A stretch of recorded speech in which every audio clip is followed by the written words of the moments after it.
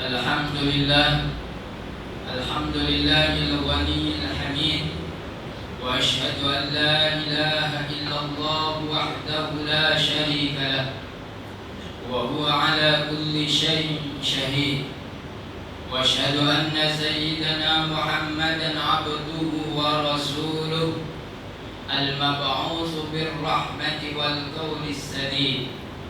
Allahumma salli ala sayyidina Muhammad wa ala alihi wa sahbihi wa sallim tasliman katsira.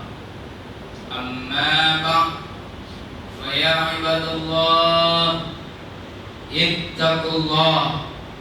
ittaqullaha haqqa tuqatih wa la tamutunna illa wa antum muslimun. Sidang Jumat yang dirahmati Allah, pada hari dan saat yang penuh dengan keberkatan ini, marilah kita panjatkan pengharapan kita agar Allah Subhanahu wa Ta'ala memperkukuhkan keimanan dan ketakwaan kita kepadanya. Semoga kita juga menjadi di kalangan mereka yang berlaku adil dan menghayati firman Allah Subhanahu wa Ta'ala pada surah Ar-Rahman ayat yang kelima hingga ke-10. Ba'da a'udzu billahi minasy syaithanir rajim. Bismillahirrahmanirrahim.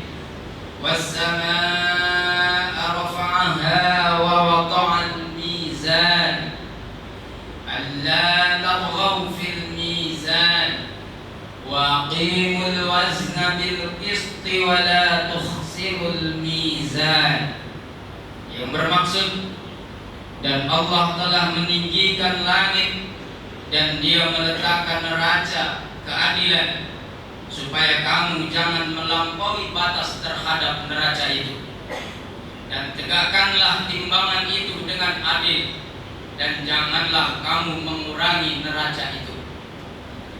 Ayat-ayat yang baru saya bacakan sebentar tadi merupakan sebagian daripada surah Ar-Rahman, surah yang dimulakan dengan penyebutan nikmat-nikmat karunia Allah Subhanahu wa Ta'ala kepada kita ciptaan yang dikasihinya, daripada nikmat kurniaan Al-Quran kepada insan, kepada nikmat ilmu dan akal, sehinggalah kepada nikmat rizki kurniaan ilahi. Semuanya itu mengingatkan akan kebergantungan kita kepada pemeliharaan dan kasih sayang Allah Subhanahu wa Ta'ala. Lebih menarik lagi apabila ayat-ayat tentang nikmat ini disusuli dengan peringatan akan konsep timbangan yang adil atau al-mizan yang diulang beberapa kali. Maka apakah yang dimaksudkan dengan timbangan al-mizan pada ayat tersebut?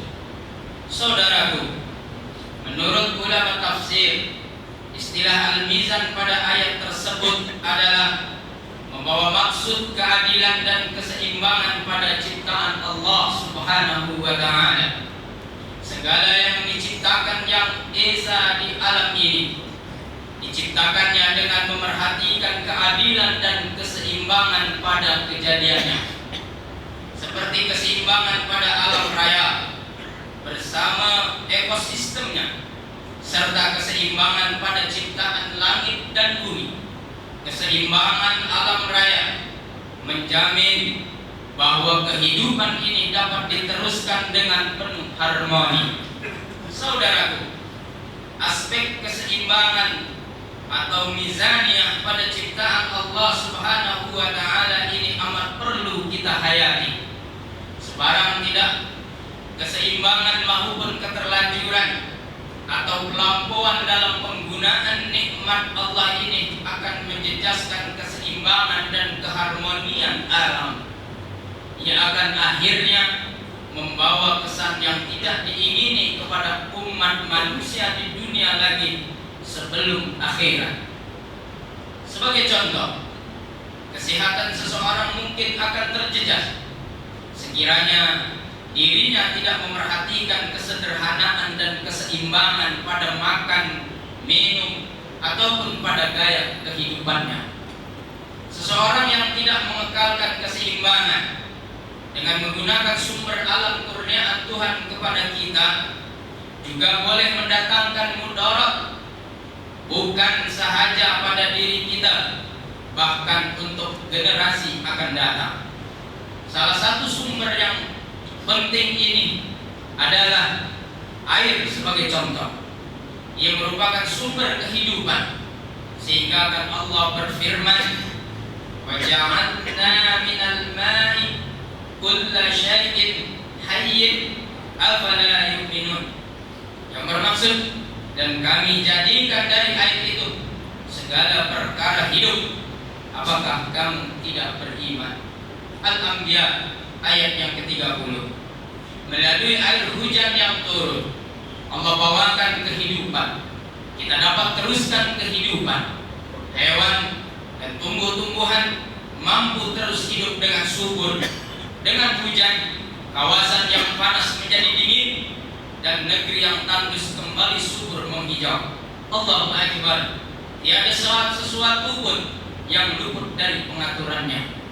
Saudaraku, ada kalanya kita perlu merenung semula akan cara kita menguruskan nikmat air kurniaan Tuhan ini. Lebih-lebih lagi, kita di Singapura kini yang tidak pernah merasakan kekurangan air. Oleh karena nikmat air yang bersih terlalu mudah diraih, ia boleh menyebabkan kita kurang memerhatikan kepentingan serta nilainya.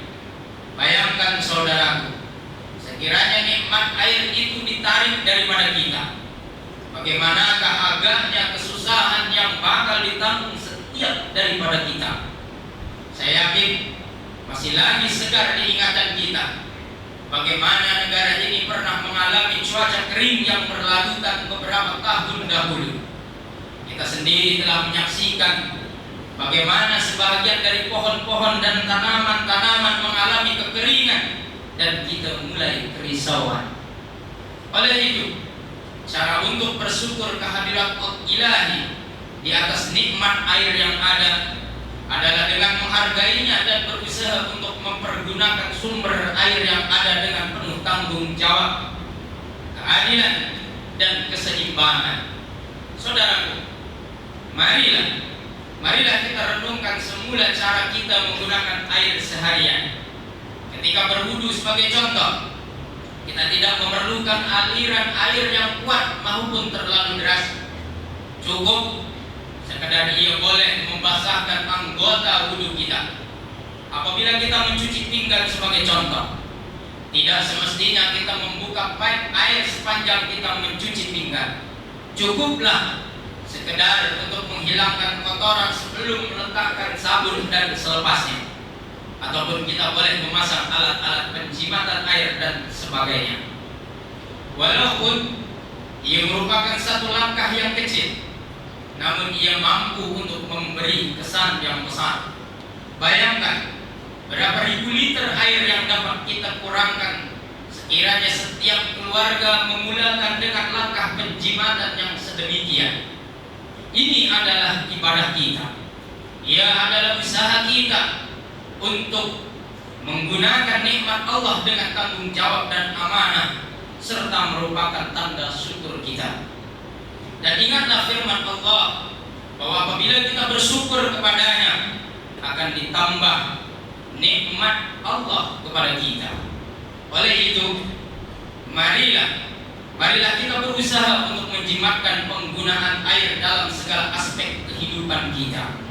Ketahuilah, setiap usaha yang kita jalankan dalam penjimatan air merupakan suatu amalan yang terpuji di sisi Allah, dan ia menyumbang ke arah kesejahteraan masyarakat. Ingin saya akhiri khutbah ini dengan berkongsi sepotong doa daripada Nabi SAW. Doa yang sering dibacakan baginda selesai beliau minum. Beliau akan membaca, Alhamdulillahilladzi saqana adban furatan birahmatih walam yaj'alhu milhan ujajan bidunubina. Yang bermaksud, segala puji bagi Allah yang memberi minum kepada kami daripada air tawar lagi menyegarkan dengan rahmat-Nya. Sebaliknya, Dia tidak menjadikannya sebagai air masin lagi pahit dengan sebab dosa-dosa kami. Hilyah al-awliya. Kita bermohon kepada Allah Subhanahu wa taala agar diberikan kesejahteraan dan keselamatan buat diri kita, keluarga dan negara kita dari segala bencana dan malapetaka. Amin ya rabbal alamin. Barakallahu li wa lakum fil Qur'anil azim wa nafa'ani wa iyyakum bima fihi min al-ayati wa dhikril hakim wa taqabbala minni wa minkum tilawatahu innahu was-sami'ul 'alim. Aqulu qawli hadha wa astaghfirullahal 'azim li wa lakum wa li sa'iril muslimina wal muslimat wal mu'minina wal mu'minat fastaghfiruhu fa ya fawzal mustaghfirin wa ya najatat taibin.